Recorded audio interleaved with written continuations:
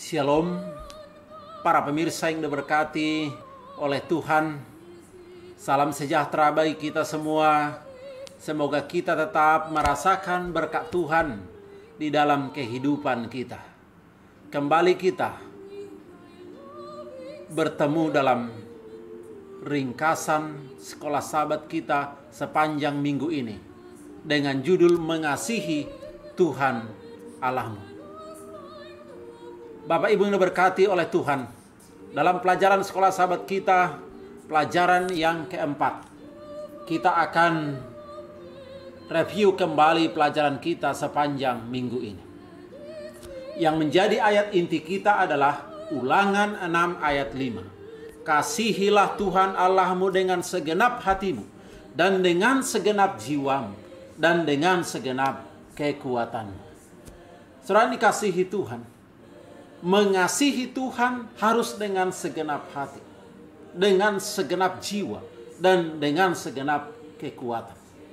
Di mana banyak orang tidak mengasihi Tuhan dengan segenap kekuatan atau segenap jiwa. Bapak Ibu diberkati oleh Tuhan. Dalam tradisi Yahudi, satu doa yang penting diambil dari kitab Ulangan pasal yang ke-6. Doa ini dikenal istilah Sema, berdasarkan pada huruf pertama dari doa itu, dari akar kata sama yang berarti mendengar atau bahkan menuruti. Saudaraku, satu kata yang muncul berulang-ulang bukan hanya pada kitab Ulangan, tapi juga pada keseluruhan kitab Perjanjian Lama.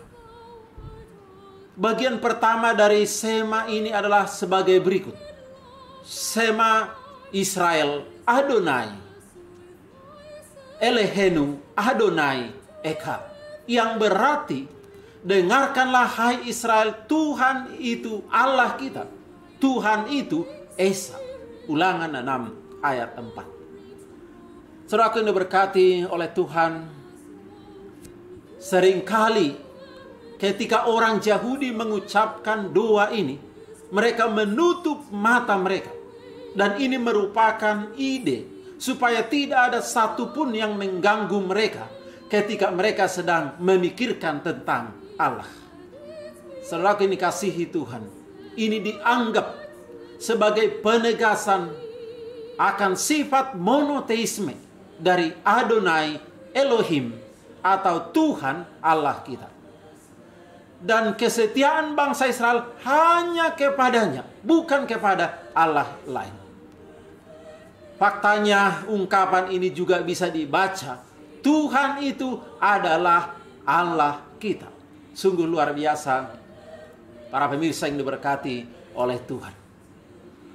Musa sebagai pemimpin bangsa Israel pada saat itu selalu menyampaikan kepada Israel, kepada anak-anak Israel tentang sejarah mereka sendiri. Maka dia mulai memberikan kepada mereka instruksi tentang hal-hal yang harus dilakukan supaya mereka bisa mengalahkan tanah Kanaan dalam Ulangan pasal yang ke-6. Kalau kita baca dalam Ulangan pasal yang ke-6, ini dimulai seperti ini. Inilah perintah, yakni ketetapan dan peraturan yang aku ajarkan kepadamu, atau perintah Tuhan Allahmu untuk dilakukan di negeri kemana kamu pergi untuk mendudukinya, supaya seumur hidupmu, engkau dan anakmu, anak cucumu takut akan Tuhan Allahmu dan berpegang pada segala ketetapan dan perintahnya yang kusampaikan kepadamu supaya lanjut umurmu. Para pemirsa yang diberkati oleh Tuhan, bila mana kita mengasihi Tuhan, kita harus mengasihinya dengan segenap hati. Kasihilah Tuhan Allahmu dengan segenap hati. Itu firman Tuhan. Mengasihi Allah itu berarti melakukan perintahnya.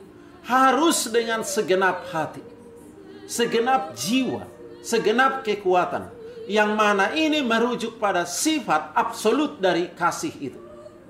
Saudaraku, mengasihi Allah dengan segenap hati dan jiwa dan kekuatan berarti bahwa kasih kita kepada Allah haruslah jauh melebihi kasih kita kepada segala sesuatu dan kepada semua orang manapun. Bapak Ibu yang diberkati oleh Tuhan, ketika kita mengasihi Allah, maka mengasihi Allah karena ini adalah fondasi, dasar dari segala kehidupan dan keberadaan serta segala sesuatu yang lainnya dalam kehidupan kita ini. Oleh karena itu, kasih kepada Allah adalah fondasi kesetiaan kita. Bukti kita setia kepada Tuhan, kita mengasihi Tuhan. Bukti Allah mengasihi kita, maka kita juga apa? Harus setia kepadanya. Mengasihi Allah karena sesungguhnya apa yang telah Dia lakukan bagi kita. Allah yang pertama mengasihi kita. Selain mengasihi Allah, kita juga diminta agar kita takut akan Tuhan Allah. Ulangan 6 ayat yang kedua. Saudaraku, kata takut kelihatannya adalah sepertinya sebuah kontradiksi. Tetapi sebenarnya tidak. Sebagai gantinya takut akan Allah dalam pengertian diliputi rasa kagum, rasa hormat, karena mengetahui siapa Dia, otoritasnya, kuasanya, keadilannya, dan kebenarannya. Khususnya saat kita membandingkan diri kita dengan keberdosaan kita, kelemahan kita, dan ketergantungan kita hanya kepadanya. Jadi tidak mengherankan bahwa mereka yang mengasihi Allah akan takut juga dengan Dia. Pada saat yang sama, ini bisa berjalan bersama-sama dan bisa dilakukan. Saudara yang dikasihi Tuhan, betapa kita juga harus melakukan hal yang sama. Musa menyampaikan kepada bangsa Israel juga agar mengasihi Allah, takut kepada Allah.